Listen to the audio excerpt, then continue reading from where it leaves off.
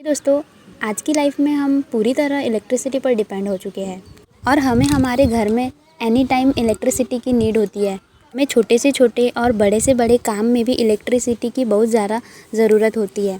आज हमारे सारे काम इलेक्ट्रिसिटी पर डिपेंड हो गए हैं और हम कुछ पल भी इलेक्ट्रिसिटी के बिना नहीं रह सकते हैं। पर क्या आप जानते हैं कि आपके घर में आने वाला करंट कौन सा है? अगर आप नहीं जानते हैं तो आपको बता दें कि करंट दो तरह के होते हैं, पहला एसी करंट और दूसरा डीसी।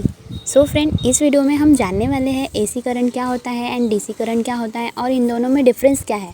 सो फ्रेंड, सारी जानकारी आपको हम इस वीडियो में डिटेल में देने वाले हैं, तो वीडियो को एंड तक ज़रूर देखिए। फ्रेंड्स, आपको बता दें कि एसी का मतलब अल्टरनेटिंग करंट और डीसी का मतलब डायरेक्ट करंट होता है। बता दें कि अगर आपके घर में इन्वर्टर है तो आपके घर में एसी और डीसी दोनों तरह की करंट होती है।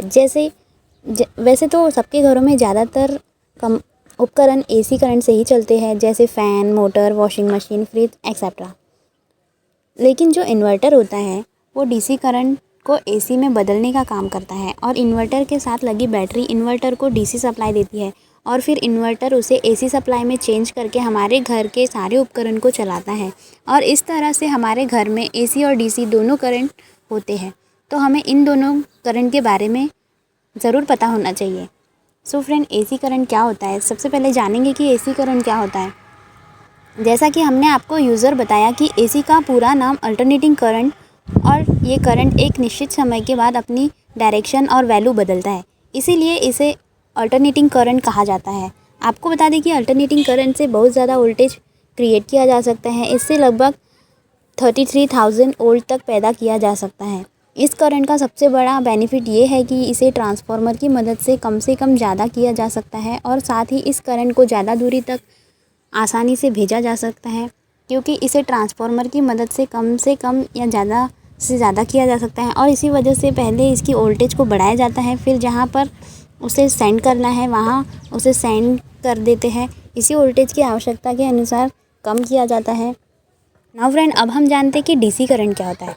डीसी, जिसे डायरेक्ट करंट कहा जाता है, वह होता है जो करंट डायरेक्शन और वैल्यू नहीं बदलता है।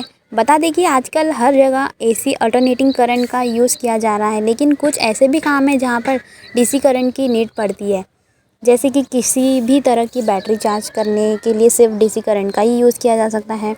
इसी वजह से डीसी करंट को बैटरियों में स्टोर किया जा सकता है, लेकिन इसी करंट को स्टोर नहीं किया जा सकता।